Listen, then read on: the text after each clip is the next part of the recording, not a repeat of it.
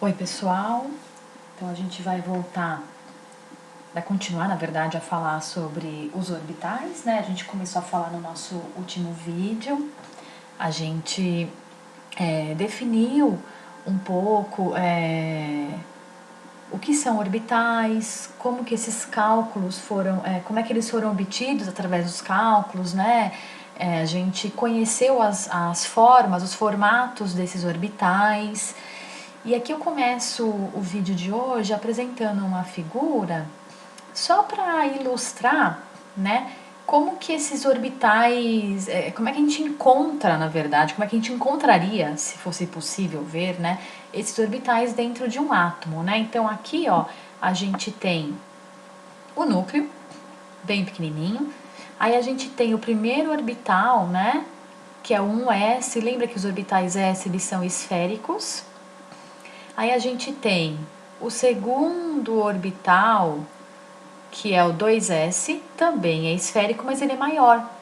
Conforme vai aumentando a camada, aumenta o tamanho do orbital.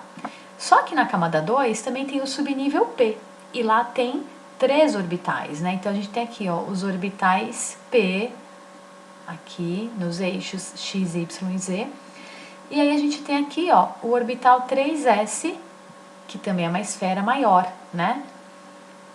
E aí a gente poderia continuar, né? A ideia aqui é só ilustrar essas regiões, né, de maior probabilidade, todas dentro do átomo, né? A gente vai hoje, na verdade, entender como é que a gente poderia estimar em que orbital determinado elétron está. E para isso a gente precisa falar rapidamente sobre uma propriedade dos elétrons que é denominada spin eletrônico. O spin ele está relacionado com a capacidade que um elétron tem de girar em torno do seu próprio eixo.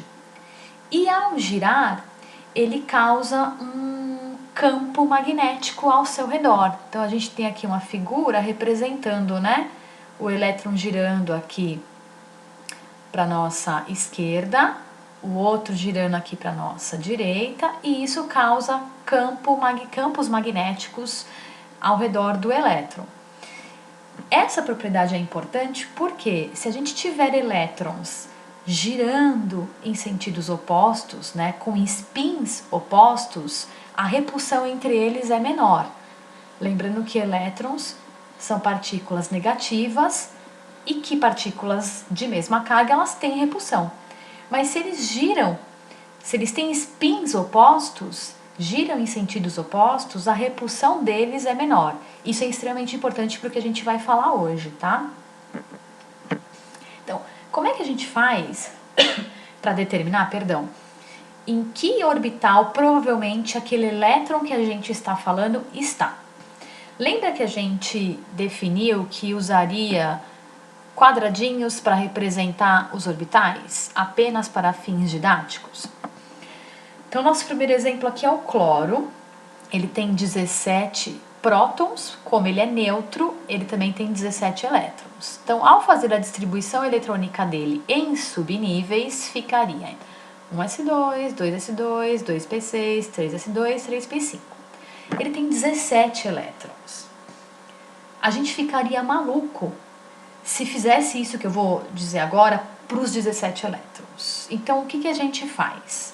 Como ele é o único átomo neutro que tem 17 elétrons, não existe outra espécie neutra, outro átomo neutro que tem esse mesmo número de elétrons, a gente se preocupa apenas com o último elétron que a gente preenche quando usa o diagrama de Linus-Pauling. Ah, Cíntia, o que significa isso? Ao fazer a distribuição eletrônica seguindo o diagrama de Linus-Pauling, a gente preenche por último o subnível 3p e lá tem 5 elétrons.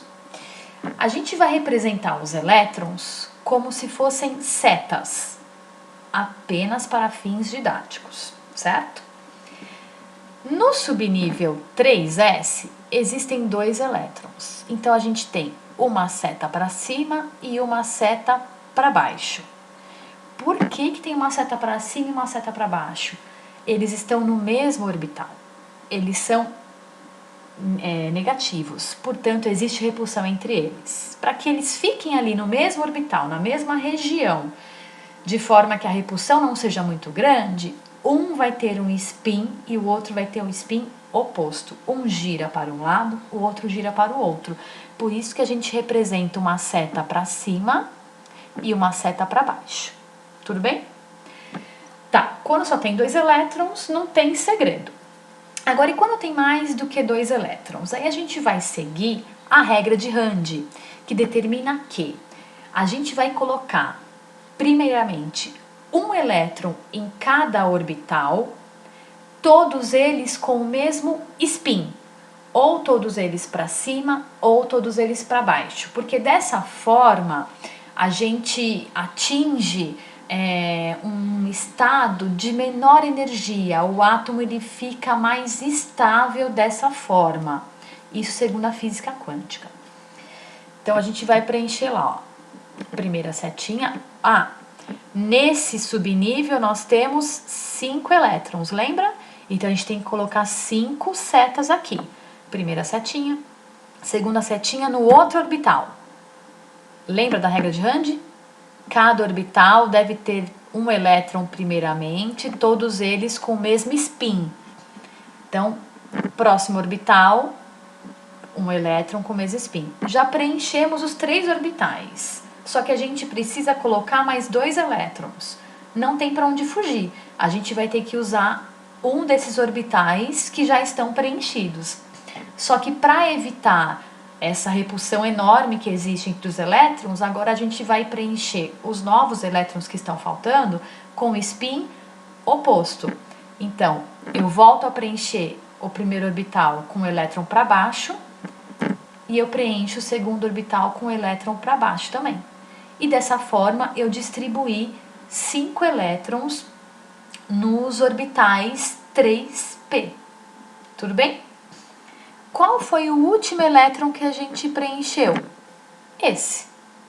Então, é para esse elétron aqui, que a gente vai olhar. A gente poderia olhar para todos eles, mas daria um trabalho enorme. Então, a gente, quando vai falar de orbitais, se a gente souber a localização do último elétron do átomo, indiretamente a gente sabe os demais, porque todos eles dependem da localização dele. Ele só veio para cá por quê? Porque nós já tínhamos preenchido os 3 orbitais, tínhamos preenchido os 3 orbitais com elétrons com o mesmo spin, e aí nós passamos a preencher outros 2 orbitais com elétrons de spins opostos. Tudo bem? Tá. Mas, Cíntia, como é que eu vou saber que o último elétron do cloro está no orbitalzinho do meio ali daqueles 3 orbitais P? Existe uma maneira? Existe. É como se a gente tivesse, é um exemplo bem grosseiro, assim, bem grosseiro, né? Mas assim, é como se a gente tivesse um CEP, né? Nós temos o CEP da nossa casa, e através do CEP e do número da nossa casa, qualquer pessoa localiza a gente. A gente tem também uma codificação para representar onde aquele elétron provavelmente esteja, né? Qual a região, de qual orbital provavelmente ele está. A gente está falando sempre de probabilidade, porque a gente não tem como definir exatamente onde o elétron está, lembra? Mas isso é um assunto para o nosso próximo vídeo, para não ficar muito cansativo. Então, novamente, se houver alguma dúvida, ou você pode registrar no nosso fórum de dúvidas a qualquer momento, ou você esclarece de forma síncrona no nosso horário de atendimento. Um abraço e até lá!